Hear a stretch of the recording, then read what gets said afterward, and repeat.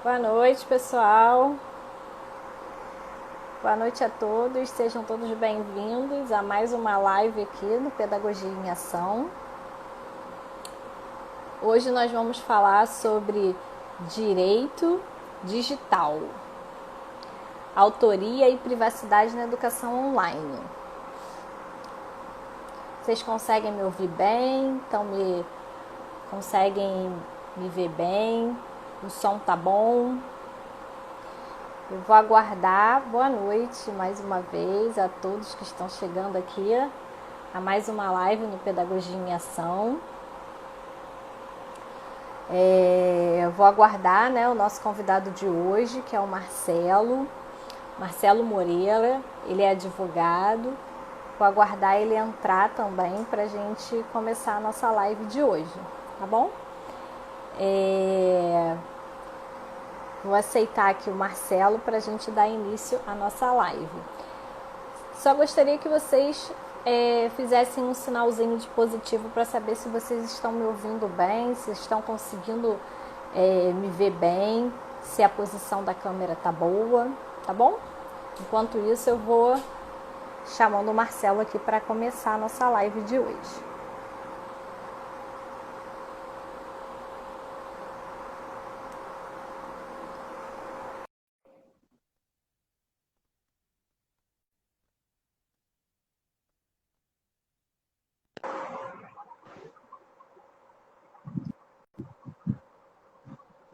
Olá, Marcelo, boa noite.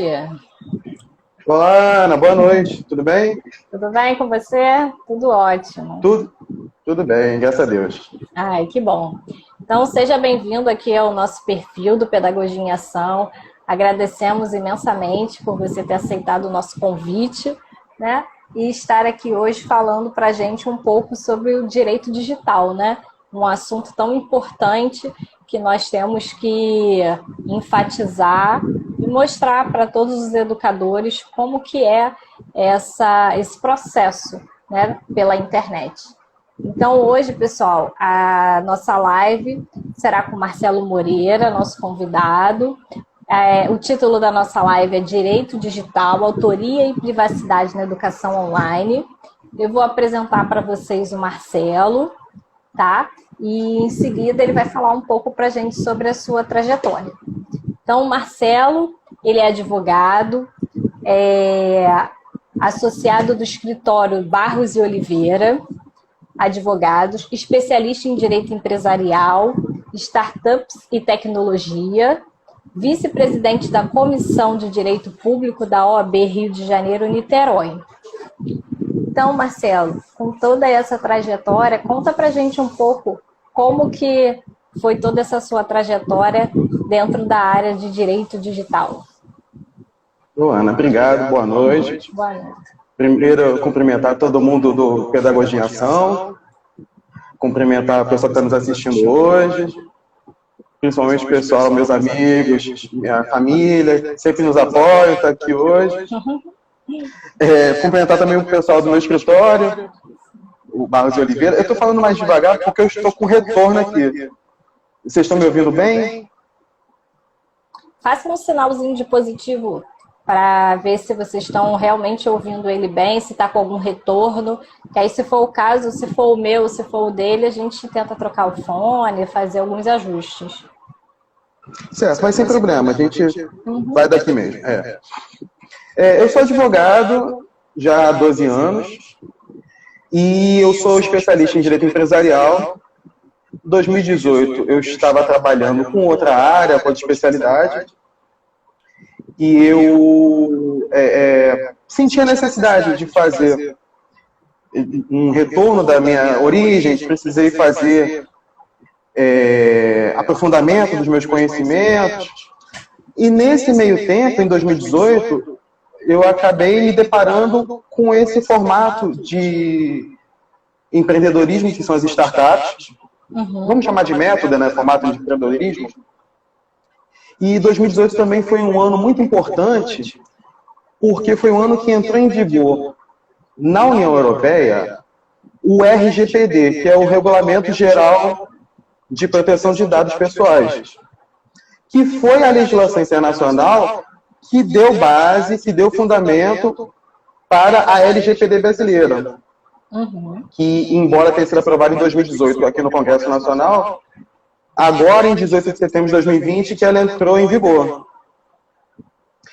Então, eu conheci, né, fui me aprofundando nessa área do direito digital, conheci um universo gigantesco de novas formas de se entender o direito e as relações jurídicas, as relações sociais, a partir de uma pressão que acontece por uma evolução tecnológica.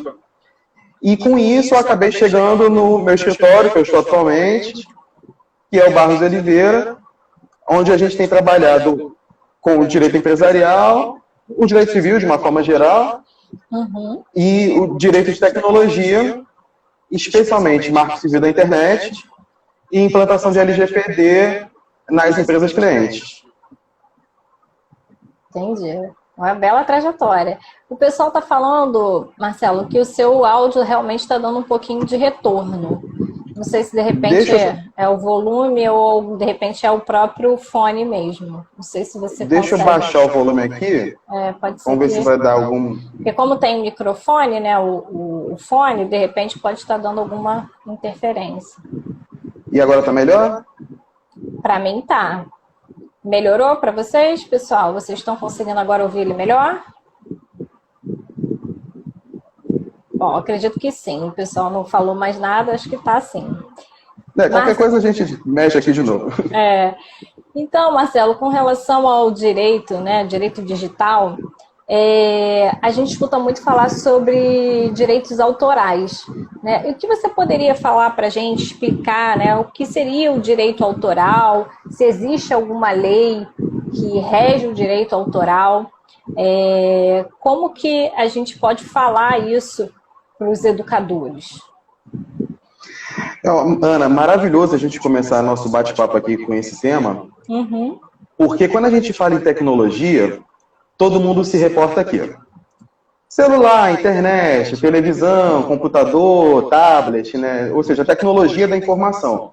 Sim. Mas a gente acaba se esquecendo que tecnologia, na verdade, é toda e qualquer modificação do meio que causa uma melhora, né, uma alteração, uma facilitação na vida do ser humano. Então, se a gente pensar nessa perspectiva, o domínio do fogo é uma tecnologia, a invenção da roda foi outra tecnologia, fundição, enfim, né, agricultura, domesticação de animais. E todos esses movimentos, se a gente pensar bem, na historiografia mundial do ser humano, todas essas pressões tecnológicas, elas foram criando novas relações jurídicas. E a tecnologia da informação, como tecnologia, né, dentro dessa perspectiva, também causa esses novos comportamentos jurídicos, que é o que hoje a gente fala e trata e trabalha no direito digital. Mas eu estou falando tudo isso por quê? Porque o direito autoral, como instituição jurídica autônoma, nasceu a partir da invenção da prensa móvel por Gutenberg. A prensa móvel, ela teve o condão, né, de transformar a produção de um livro, que era completamente manuscrito, numa produção mais ou menos, não vamos chamar de industrial, porque a gente ainda não está ali na Revolução Industrial, né, mas numa produção mais automatizada. Então isso começou, né, gerou a produção mais rápida de livros, pela própria característica do livro, né, que é leve, que é móvel, então você consegue fazer uma difusão de conhecimento de uma forma mais facilitada, e a prensa também criou um mercado editorial. E o mercado editorial acabou criando duas grandes figuras. O livreiro, de um lado, e, de outro lado, o autor da obra. E até então o livreiro ele dominava, ele detinha o direito exclusivo sobre aquela produção artística, né, daquele livro, e essa relação conflituosa acabou gerando a proteção que a gente tem hoje pelos direitos autorais. E aí, sem querer aqui me aprofundar muito na história, né, na evolução jurídica dos direitos autorais, porque esse direito ele foi evoluindo muito ao longo dos séculos, E o que eu posso dizer é que hoje, em 2020, a gente tem uma legislação internacional que é gerida hoje por um órgão vinculado à ONU, que é a OMPI, e o Brasil está alinhado a essa legislação internacional. Eu só vou pegar aqui. O número da lei que nós temos aqui no Brasil é a 9.610/98, que é a Lei Geral de Proteção dos Direitos Autorais, e a gente tem a 9.609, também de 98, que ela regulamenta especificamente o direito autoral na criação de software. Olha, interessante. E é muito interessante mesmo, porque a gente, mesmo em 98, quando a gente tinha uma realidade tecnológica muito diferente do que a gente tem hoje em 2020, a gente já tinha uma regulamentação para a criação de programas de computador.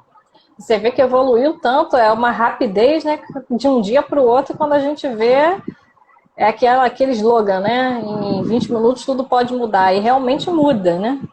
Não, e muda de verdade. E o pior é que o direito, pela própria produção do direito, ele não consegue avançar na mesma velocidade que o avanço técnico. Aliás, o avanço tecnológico. Então a gente fica com esse desafio diário, né? Como é que a gente compatibiliza a legislação mais antiga com uma realidade tecnológica mais nova?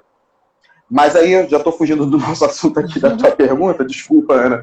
Não, sem problema. O direito autoral, eu posso definir como o sistema de proteção do autor, né, sobre a sua criação, sobre a sua obra. O direito autoral confere a esse autor o monopólio exclusivo pela exploração da sua própria obra. Então, se é para a gente utilizar um termo técnico que tem hoje na legislação brasileira, essa criação do espírito humano.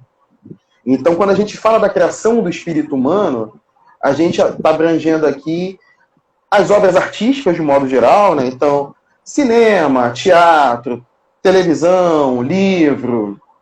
Mas a gente também está abrangendo artigo científico, pesquisa, organizações coletivas, por exemplo, enciclopédia, dicionário. Então, na verdade, toda a intervenção do intelecto humano na produção de uma obra cria um direito autoral. E direito autoral é uma matéria que eu adoro, é uma matéria que eu me apaixonei também, até por causa do estudo que eu estava fazendo, que vou retomar, aliás, do que a gente chama do direito do entretenimento, né, que é quase 100% direitos autorais. É um tema muito amplo, é um tema muito instigante, que infelizmente não cabe no espaço de uma live, né? Isso, na verdade, é uma matéria para um período inteiro de direito. Mas o que eu posso trazer hoje aqui para o nosso recorte temático, né, da educação, eu gostaria de deixar muito claro, na verdade, muito claro, os 4 pontos essenciais para a gente entender no nosso recorte temático os direitos autorais. Então, primeiro ponto. Direitos autorais, eles têm um caráter duplo. Então, esse primeiro caráter é o caráter moral do direito autoral. O que eu quero dizer com isso?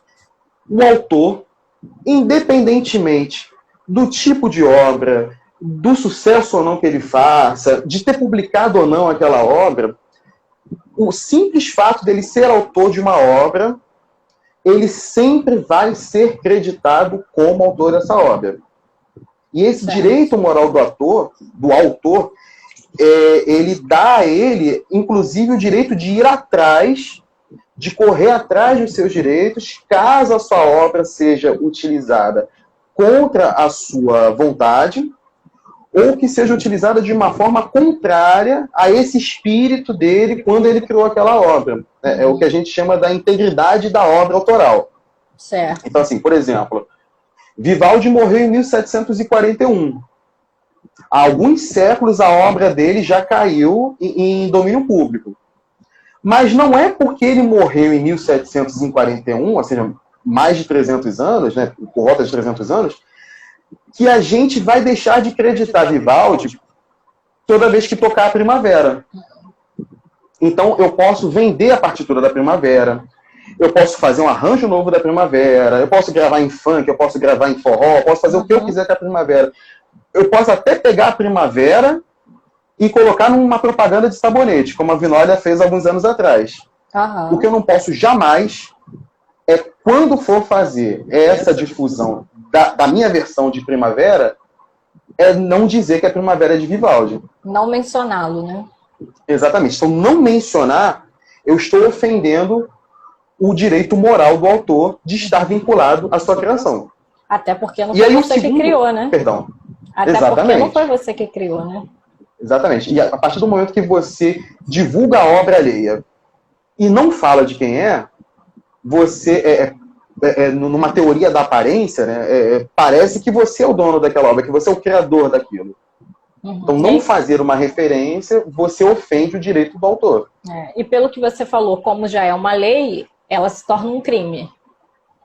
É o crime. A gente vai, é um crime de contrafação, que é o termo técnico e que no popular nós chamamos de pirataria. Certo, entendi.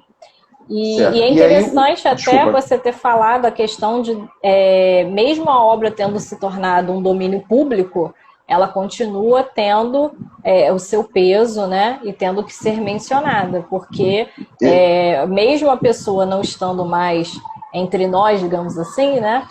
A obra dela e toda o seu intelecto, ele foi deixado como legado, né? Exatamente. Porque isso nos leva ao segundo ponto, que é o segundo caráter dúplice do direito autoral, que é o direito patrimonial do autor. Que, de uma forma da gente incentivar a criação de conhecimento, a criação da cultura, o engrandecimento, né, da cultura do povo, um povo sem cultura é um povo que não existe, que não tem identidade, a gente que eu digo, né, o sistema jurídico, né, a sociedade organizada, concede a esse autor o direito de explorar comercialmente a sua obra. Então, o direito patrimonial do autor cria duas figuras. O autor, que é aquela pessoa física que criou a obra, e o titular do direito patrimonial, que pode ser uma pessoa física, pode ser uma pessoa jurídica, pode ser o próprio autor, pode ser um herdeiro, ou pode ser alguém que foi licenciado ou um cessionário desse direito patrimonial.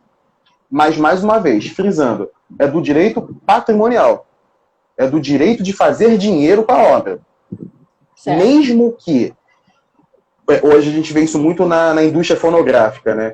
O autor de uma música, ele cede, né? Ele licencia o direito patrimonial para a gravadora.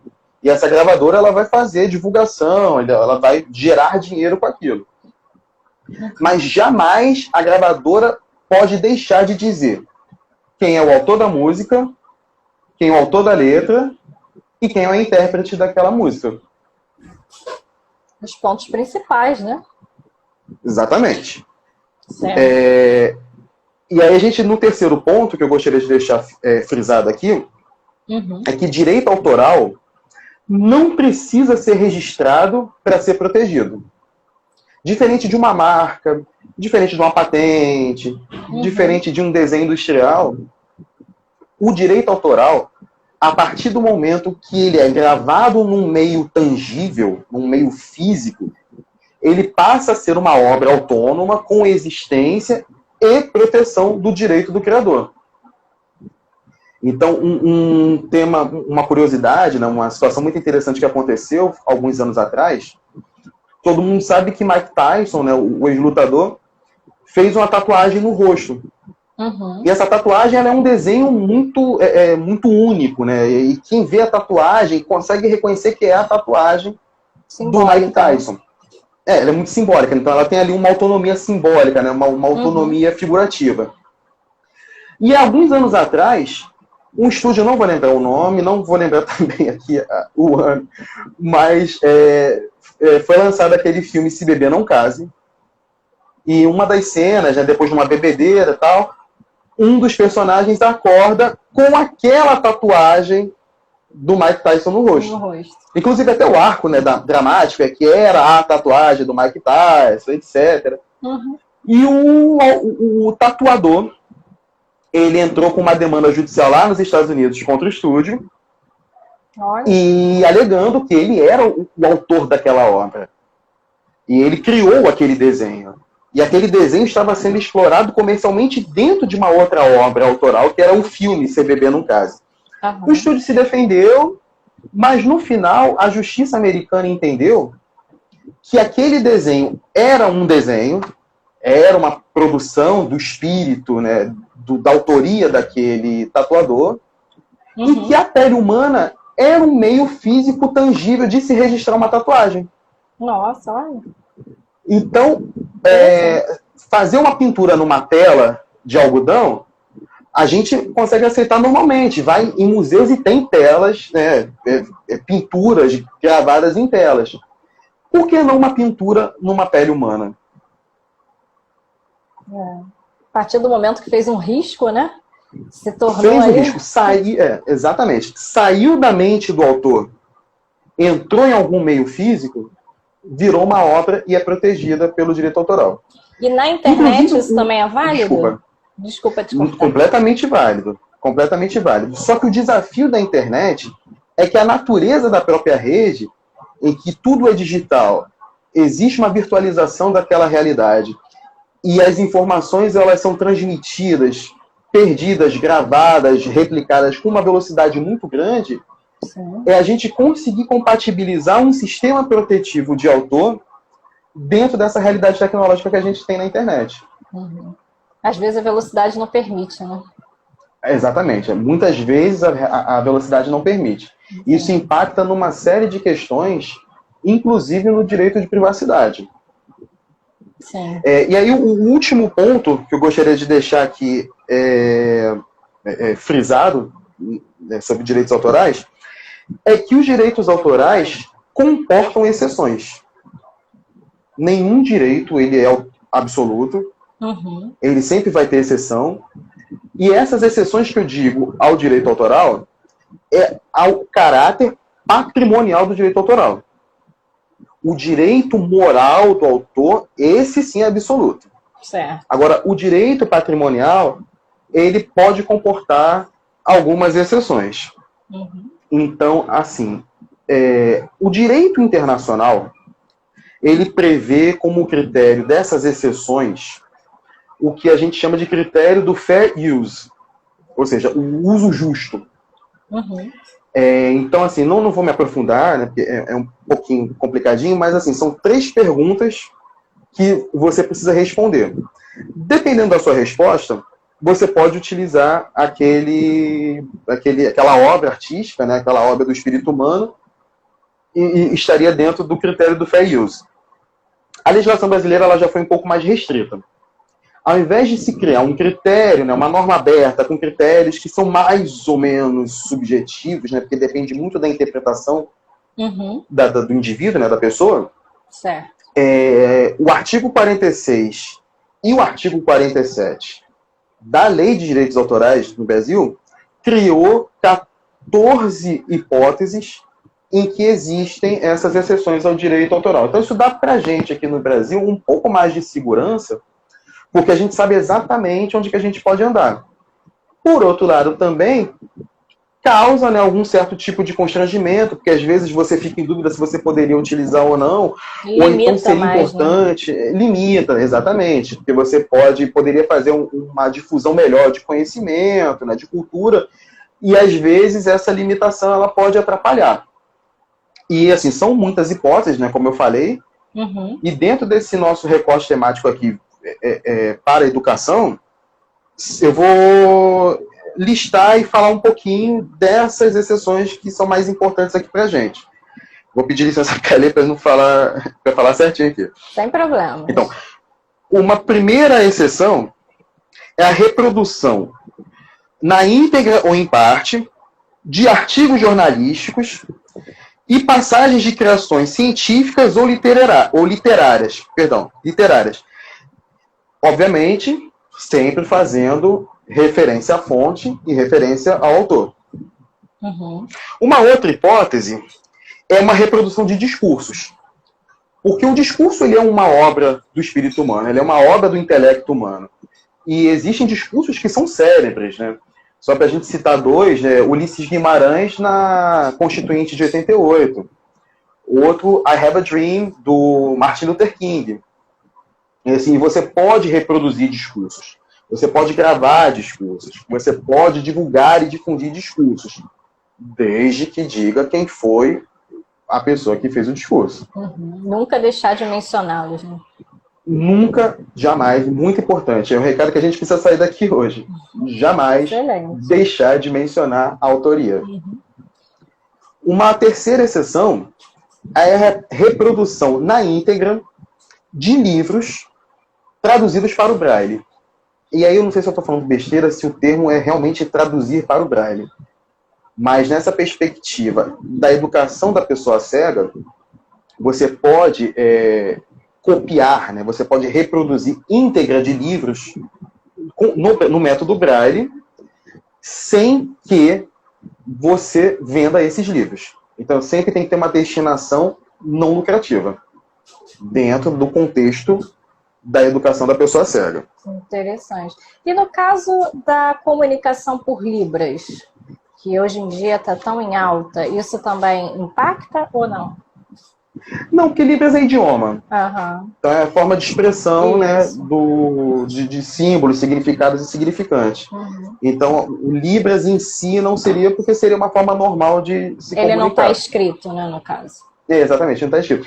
Obviamente que em Libras você não poderia reproduzir a íntegra de uma obra sem a autoria, né, sem a autorização desse autor. Seria como se eu fosse a internet reproduzir um discurso e dizer que é meu. Certo. Então eu não poderia fazer esse discurso em Libras sem dizer quem é o autor. Certo. Uma outra exceção... Desculpa. Não, pode continuar. Não, tá, desculpa. Outra exceção que tem na lei é criação de apostilas ou anotações a partir do apanhado de notas de aula. Então, a gente tem algumas pessoas célebres, né, importantes dentro de uma indústria, importantes dentro de uma realidade educacional, que vão fazer alguma palestra, vão fazer aulas em uma instituição de ensino. É normal se tomar notas em aulas, e muitas vezes essas aulas, elas são tão geniais, elas são tão importantes, que as pessoas acabam publicando livros, apostilas, materiais sobre essa aula. Tem um exemplo muito legal que aconteceu na UFRJ, há muitos anos atrás, que a cientista Marie Curie fez uma visita e ela fez, acho que uma semana inteira de palestras. O pessoal anotou essas palestras e depois eles publicaram essas notas de aula. Isso a gente pode fazer, desde que tenha autorização do autor. Entendeu? Então, aquele palestrante, aquele professor, aquela pessoa que deu aquela palestra, ele tem que autorizar a divulgação, a reprodução dessas notas de aula. Porque a nota de aula é minha, mas é na aula que a pessoa deu. Então, assim, esta aula, ela tem proteção do direito autoral, porque ela é uma criação do espírito humano. Certo. Ela tem intelecto ali investido.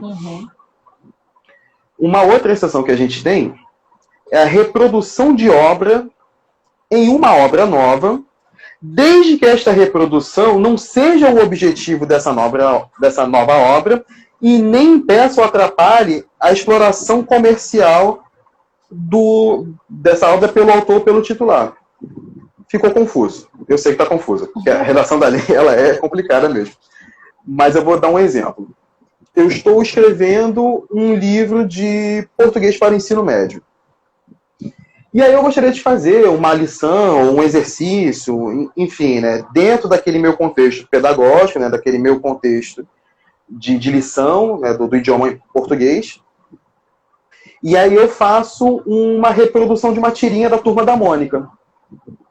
Eu preciso dizer que aquela tirinha é do Maurício de Souza. E é na revistinha Turma da Mônica, número tal, ano tal, edição número tal. Mas eu não preciso pedir autorização ao Maurício de Souza e eu não preciso pagar a ele royalties, porque o objetivo da minha obra é fazer um livro de português. É fazer um compêndio de lições, que seja, para o ensino médio sobre o português. E aquela tirinha tem uma construção gramatical, tem uma construção sintática, fonética, alguma coisa que é importante na minha lição. E aí eu utilizo isso como uma referência. Eu posso fazer isso. Então o professor, o educador, pode fazer livro, pode fazer apostila, ele pode fazer as aulas, as provas dele, sem se preocupar com isso. A gente costuma utilizar muito isso até nas provas, né? Utilizar isso também em apostilas. A gente faz muito isso, né? Exatamente. E isso pode fazer. Isso é um uso justo da obra autoral. Certo. Eu posso fazer reprodução integral de peça de teatro ou peça musical, desde que esteja dentro de um contexto didático e que eu não tenha lucro com isso. Ou seja, pode ter o teatrinho no final do ano, pode ter o coral da escola, pode fazer a apresentação dos meninos lá na aula de música, na escola de teatro, na escola de música, desde que eu não venda ingresso. Certo, entendi. Não tem, entendeu? Se eu não vender ingresso, posso fazer normalmente todo o tablado no final do ano. Então, Bruxinha que era boa, Fantasminha Pluft, aliás, Pluft ou Fantasminha, né? Maria Clara Machado. A gente pode fazer as pecinhas sem problema nenhum, desde que a gente não cobre ingresso. É interessante falar isso, né? Porque geralmente as escolas, toda festinha de final de ano, festa junina e tal, tem alguma contribuição. Às vezes até simbólica, mas tem, né? Então é até importante falar sobre isso, para se caso nesse evento tiver algo dessa categoria, se atentar à questão dessa cobrança, né?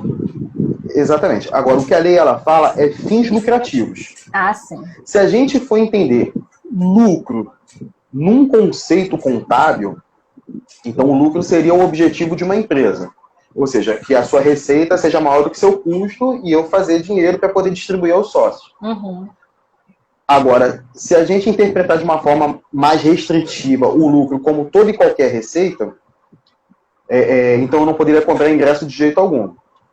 Então, assim, cada escola avaliar se vale a pena cobrar ingresso, algum valor simbólico, se, por exemplo, esse valor simbólico ele vai ser destinado por exemplo, alguma obra de caridade, ver se não troca isso por alimento, se não troca por roupa, alguma questão nesse sentido. Aí, nesse caso, é autorizado. É autorizado sem problema nenhum. Entendi. E, Marcelo, assim, dentro desses itens todos, né, que você falou pra gente, quais são as consequências da utilização, né, de uma imagem ou de um texto ou de uma produção, né, indevida, né, desses créditos autorais? Exatamente. Como nós falamos, o uso indevido do direito autoral, ele configura o crime de contrafação, que é o termo técnico, né, que está na legislação, e que a gente não conhece na forma popular como pirataria. Então, o autor de uma obra que foi pirateada, ele pode pedir a retirada dessas cópias, dessa publicação online, ele pode fazer uma persecução criminal, então ele faz o registro em delegacia e dá andamento ao processo criminal, e ele também pode fazer ações cíveis para reparação dos danos morais e materiais.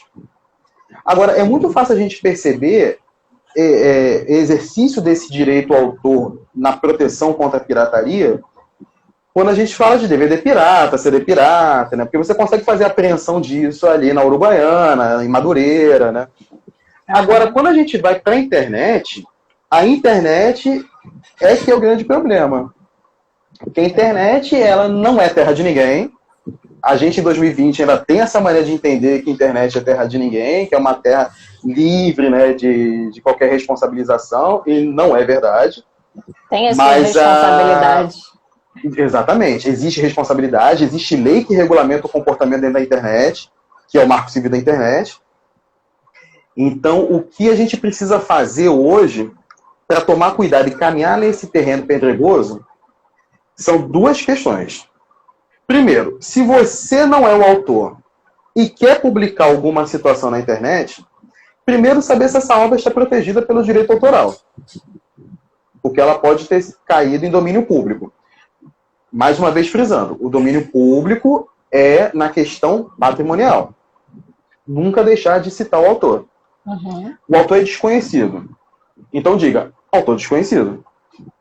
Certo. Porque você pode fazer a divulgação de uma obra de autor desconhecido. E o autor desconhecido ele pode aparecer em 70 anos, ele pode aparecer em qualquer momento e reclamar a autoria da obra dele.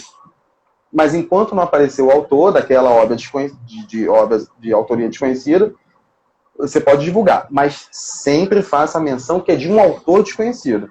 Porque não mencionar o autor desconhecido quer dizer que você se apropriou dessa obra. Certo. Agora, se você é o autor de uma obra e ela foi violada, né, ou foi pirateada na internet, faça a notificação ao provedor de aplicação, ou seja, o Facebook, o Twitter, o blog, o Instagram, que seja, notifique. Se ele não retirar aquela cópia pirata do ar, então a gente vai ter que fazer, não tem jeito, uma ação judicial e o juiz vai determinar a retirada dessa obra pirateada do ar. Entendi. Aí vai chegar a um nível maior, né, no caso, não vai ter jeito. Exatamente. Entendi. Não vai ter jeito. E, Marcelo, assim, você falou, né, com relação às aulas, das palestras, que a gente não pode pegar aquela aula sem ter autorização da pessoa que deu a aula e tal. E, assim, isso também serve tanto para, por exemplo, aulas realizadas em aplicativos online, tipo Zoom, Google Meet, esses aplicativos agora, essas aulas remotas que estão acontecendo nesse momento, também se aplica? Com certeza se aplica. Porque privacidade não é um tema novo na legislação brasileira. Uhum. E aí, independente das constituições anteriores, a nossa Constituição, que é de 1988, ou seja, tem só 32 anos, ela já prevê, desde 1988, no artigo 5º, inciso 10, a proteção a proteção à individualidade, à intimidade e à vida privada da pessoa humana. Certo. Então, assim, dentro de uma sala de aula, numa realidade de aula presencial, a gente consegue observar isso com mais facilidade. Porque, afinal, a gente está ali dentro de um ambiente fechado, um ambiente que, embora seja público, né, não é de um acesso irrestrito. Quando a gente transporta esta sala de aula para um ambiente virtual, não deixa de ser uma sala de aula. Não deixa de ser um ambiente privado. Está dentro de um contexto pedagógico. Então, assim, você não pode fazer reprodução do print da tela, daquela aula, né, daquela sala de aula virtual, sem autorização dos presentes. Porque as pessoas têm direito da sua privacidade, da sua intimidade. Uhum. Agora, existem alguns complicadores nessa relação quando a gente fala de aula virtual. Primeiro, a aula é online, a sala de aula é um contexto pedagógico, mas a imagem capturada não deixa de ser da casa da pessoa. Essa parede que está aqui atrás é a parede da minha sala, por exemplo. Uhum. Então, a casa é um asilo inviolável. Isso é um direito fundamental previsto também em Constituição. Então, você fotografar a casa de uma pessoa, sem autorização dessa pessoa, você já está violando dois direitos fundamentais. A privacidade dessa pessoa e a inviolabilidade da sua casa. Segunda questão, na perspectiva do professor. Ele ter a sua aula gravada pode implicar em prejuízo no princípio da sua liberdade de cátedra, que é um princípio que é previsto e defendido na LDB. E a gente tem visto há alguns anos uns movimentos sociais muito ruins, né, bem complicados, que tem estimulado alunos e pais a gravarem aulas de professores para poder fazer eventual controle ideológico, né, e tal.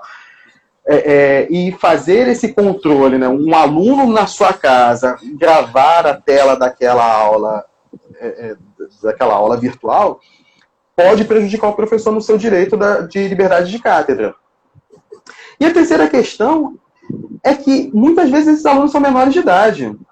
Sim. O EAD hoje, que está forçado pelo Covid, não é um EAD de uma pós-graduação, por exemplo, ou de uma graduação em que os alunos são maiores de idade, e eles têm o direito de autorizar ou não a divulgação da sua imagem. Quando eu estou falando de criança e adolescente, eu ainda tenho um complicador que é o Estatuto da Criança e do Adolescente.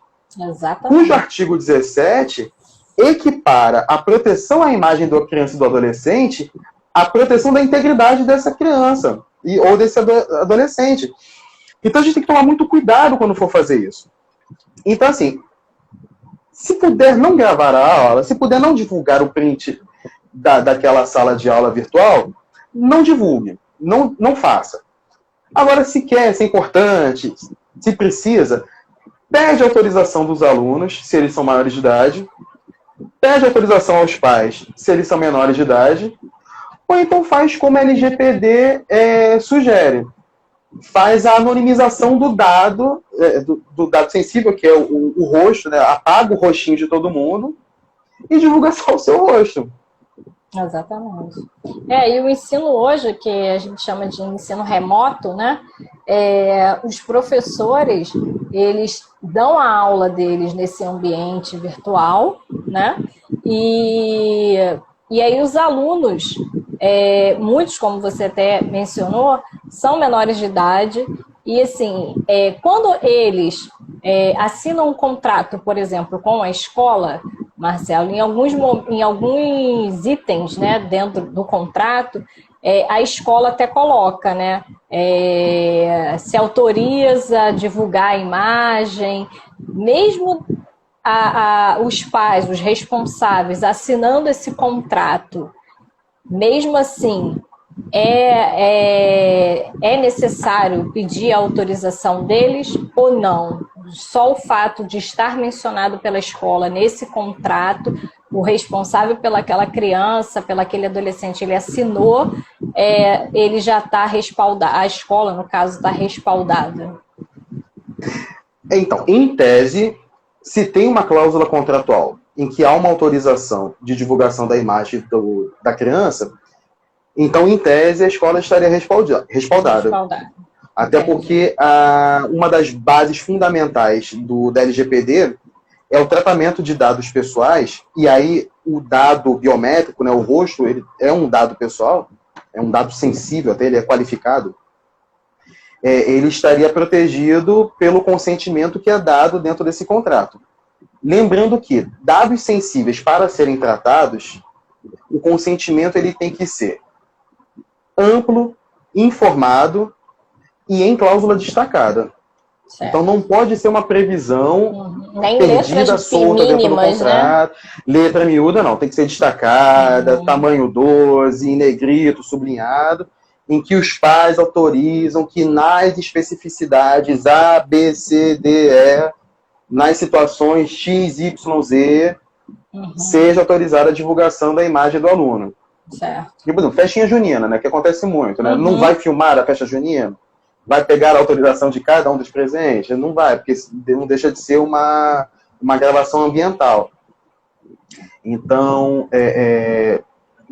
estando previsto no contrato, de uma forma ampla, informada e bem especificada, então você pode fazer sim, sem problema nenhum, a gravação e divulgação dessa imagem. Entendi. Aliás, eu gostaria de só fazer uma retificação aqui, que uma amiga nossa aqui, a Aline Albuquerque, ela diz que a gente não está hoje fazendo EAD, isso é um ensino emergencial remoto.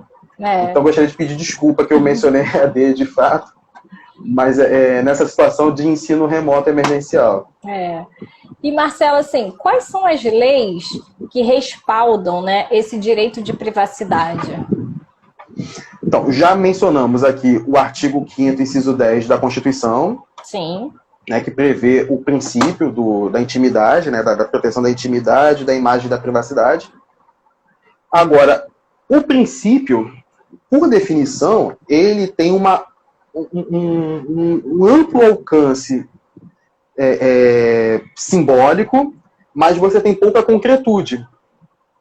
E aí, quem dá um pouquinho de concretude a essa defesa da privacidade, da imagem, né, da vida privada, da honra, é o artigo 11 do Código Civil, que diz que esses direitos da personalidade, eles são irrenunciáveis e são intransmissíveis. Ou seja, ninguém pode se apropriar da minha imagem, ninguém pode se apropriar do meu nome, ninguém pode se apropriar da minha privacidade, porque esse direito da personalidade, ele é irrenunciável. Então, eu mesmo não posso abrir mão da minha liberdade, eu não posso ser um escravo de alguém. Certo. E aí, um pouquinho mais na frente, a gente tem o artigo 20, né, no Código Civil ainda, que abre algumas exceções, na verdade são duas exceções. Quais são essas exceções à privacidade? Primeira, é o Estado no exercício do seu poder de polícia para manter a ordem pública. E é isso que justifica, por exemplo, hoje, o policial em São Paulo utilizar uma câmera costurada no seu uniforme para fazer o monitoramento das suas operações policiais. Mas isso não é com o objetivo de se invadir a privacidade do indivíduo. Isso é com o objetivo de proteger o próprio indivíduo e a sociedade, de uma forma geral, contra abusos em operações policiais. Uhum. Mas aí entra naquela discussão, né? Até que nível, até que medida a gente pode abrir mão da nossa liberdade, da nossa individualidade, em nome da segurança pública, da segurança coletiva. E aí é uma discussão que é enorme, não vou começar essa discussão complicado, aqui, né? Realmente. a gente não termina hoje. Realmente se torna complicado, né? Não, é gigantesca. E a segunda exceção do artigo 20 do Código Civil é quando o próprio indivíduo ele cede a sua imagem para exploração comercial. Que é o trabalho do ator, é o trabalho do modelo. Só que quando ele faz a comercialização da sua imagem, ele não está cedendo para esse contratante, né, para esse adquirente, da sua liberdade, da sua individualidade. Né? Então, assim, é por um tempo determinado, é para circunstâncias exatas. Está discussão, por contrato, exemplo, no caso, né? Exatamente. Regido por um contrato, né? Durante aquele a discussão período... do Big Brother. Entendi. Exato. Então, somente naquele período do programa, você vai ter o seu dia a dia gravado. Fora daquilo ali, não vai acontecer. Uhum. Ou então, por exemplo, a Xuxa, que foi a porta-voz, né, a garota propaganda da Monange. Quer dizer, eu não sei nem se ainda é hoje, né? Quem souber me avisa aqui. Então, assim, quando a Xuxa, por exemplo, ela vincula o rosto Xuxa à marca Monange, não quer dizer que Monange se tornou dona da Xuxa. A Xuxa pode ser garota propaganda de outras marcas tantas. Pode, por exemplo, no contrato prever que ela não vai ser garota de propaganda de outros produtos de beleza. Porque não pode fazer concorrência com a Monange. Mas dizer que a Monange, né, se tornou dona da Xuxa, não dá, porque o direito é irrenunciável. Entendi. E aí, outra lei que a gente tem que fala sobre privacidade, e essa é especificamente na internet, é a lei que nós já mencionamos aqui, que é o Marco Civil da Internet. O Marco Civil da Internet, dentre outras tantas regulações, regulamenta o comportamento online. Uhum. Então, o Marco Civil da Internet, ele subiu dois princípios, ele elegeu dois princípios constitucionais como fundamentais desse comportamento online, dessa regulamentação da internet no Brasil. Que uma é a privacidade e outra é a liberdade de expressão. Então, assim, no direito, né, a gente sabe que dois princípios, né, duas normas fundamentais, elas não se chocam. Elas andam em harmonia. A questão é que, dia a dia, em todo momento da nossa atuação social, a gente precisa compatibilizar essas duas questões. Porque o Brasil teve uma experiência muito recente com ditadura. Então, uma discussão que se fazia era se esses provedores de aplicações deveriam fazer censura prévia aos conteúdos que são publicados nas suas plataformas. E aí, o que o Marco Civil da Internet diz não. Quem publicou é responsável pelo que publicou. o Facebook, o Twitter, o YouTube, o Google, ele só vai ser responsabilizado a partir do momento que o juiz determina o apagamento daquela postagem, daquele conteúdo que viola um direito autoral, um direito de privacidade, e ele não apagou dentro do prazo que foi determinado pelo juiz, que geralmente varia de 48 a 72 horas. Entendi. E aí, por fim, uma lei que fala sobre privacidade também é LGPD, Lei Geral de Proteção de Dados Pessoais, que também escolheu a privacidade como princípio fundamental, né, da sua regulamentação. E o que a LGPD ela protege? Ela protege a privacidade da pessoa física titular de dados pessoais. Dados pessoais são toda e qualquer informação tratada ou não que individualiza aquela pessoa física. E, assim, eu estou frisando muito pessoa física porque só quem é protegido pela LGPD é a pessoa natural, certo. A pessoa humana. Pessoa jurídica não tem proteção da LGPD. Mas a pessoa jurídica ela é responsabilizada por incidentes de segurança que violem a privacidade dessa pessoa física e que acabe divulgando de alguma forma e de uma forma que não é permitida pelo titular desses dados pessoais. Então, a LGPD ela prevê 20 atividades que são tratamentos de dados pessoais, e aí a gente destaca alguns aqui que seria a coleta, o armazenamento, a destruição, né, a transmissão, a difusão, o próprio trabalho ali, né, daquele dado bruto. Então, todos os agentes de tratamento, que é o que a lei ela denomina o controlador ou o operador, eles têm que criar sistemas de segurança para impedir esse vazamento de informações, para impedir esses incidentes de segurança. E agora, da perspectiva de responsabilidade, eu gostaria de destacar aqui o artigo 4º, inciso 1 da LGPD, que diz que a pessoa natural que não exerce uma atividade econômica e que faça coleta de dado pessoal para fins particulares e não lucrativos, esta pessoa não é responsabilizada pela LGPD. Então, vou dar um exemplo aqui. Eu, Marcelo, pessoa física, vou me reunir com amigos, não agora, porque a gente ainda está em pandemia, e parece que a gente esqueceu, né? Complicado. Então, assim, fora desse contexto de pandemia, vou numa festa, vou me reunir com amigos, com familiares, fotografei as pessoas. Ou seja, eu capturei dados sensíveis dessas pessoas, que é o rosto. Uhum. O certo seria eu perguntar, gente, eu posso postar isso aqui no Facebook? Ninguém pergunta. Não adianta, ninguém pergunta. Mas eu sou uma pessoa física, não estou explorando nenhuma atividade comercial, fiz essa captura de dados sensíveis para fins pessoais e não lucrativos, publiquei. Então, assim, eu, em tese, eu divulguei dados pessoais sensíveis de pessoas. Mas eu não sou responsabilizado pela LGPD nessa situação. O que não tira o direito de cada uma daquelas pessoas que estavam dentro daquela foto de me notificar e pedirem para retirar. E eu posso retirar ou apagar o rosto dessa pessoa. Entendi. Agora, eu, Marcelo advogado, mesmo sendo uma pessoa física, ou dentro da realidade do meu escritório, não posso fazer a captura da imagem do meu cliente, sozinho ou comigo ao lado, e divulgar na internet. Aqui, acabei de ganhar o caso do fulano de tal, a gente teve a vitória assim, assim, assada. Eu não posso fazer isso sem autorização dele. E se eu fizer isso sem autorização dele, ou seja, se eu acabei e essa autorização ela precisa ser por escrito? Então, a lei ela não fala de uma obrigatoriedade de exclusividade por escrito. Uhum. Mas uma questão de segurança jurídica, sempre faça por escrito. É melhor, né?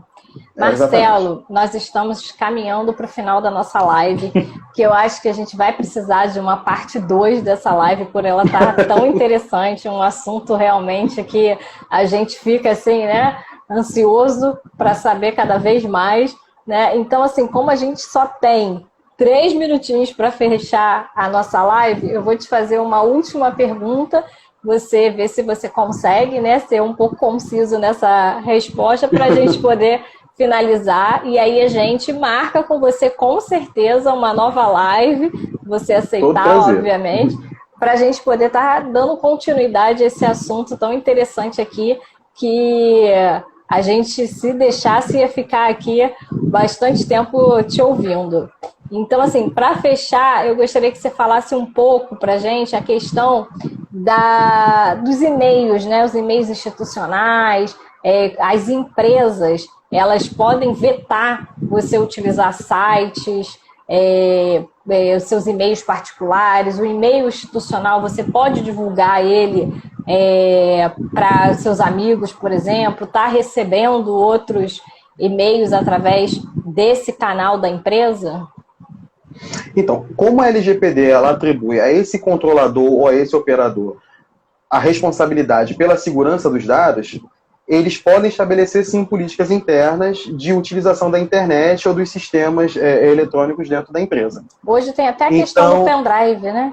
Exatamente. Então, assim, qualquer elemento que possa vir causar algum tipo de problema de fragilidade da segurança, ele pode ser controlado, proibido mesmo.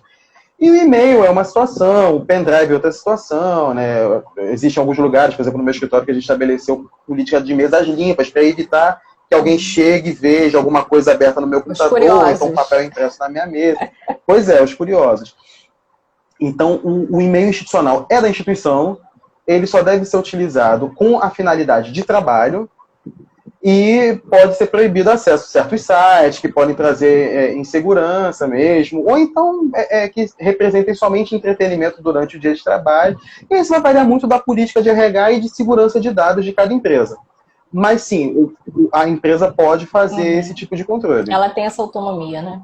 Ela tem essa autonomia. Entendi. Marcelo, muito obrigada pela sua participação aqui conosco, por passar para a gente todo esse conhecimento dentro da área jurídica, né, dentro do direito digital. Em breve, com certeza, nós vamos estar aqui mais uma vez falando, dando continuidade a esse assunto tão interessante. Como é importante a gente falar de mencionar o autor, a sua obra. Acredito que é pensar que nós não gostaríamos que fizéssemos com a gente, então a gente não vai fazer com o outro, né? Eu acho que é um pouco isso, né? Então, muito obrigada, um beijo, uma ótima noite, agradeço a sua participação, tá, pessoal? Muito obrigada a todos também que estiveram aqui conosco nesse momento tão enriquecedor. Nada, eu que agradeço imensamente o convite, ficaria muito feliz de voltar para a gente conversar sobre esse e outros assuntos. Em breve. Gratidão, muito obrigada. Tchau, tchau. Tchau, gente. Obrigado. Tchau.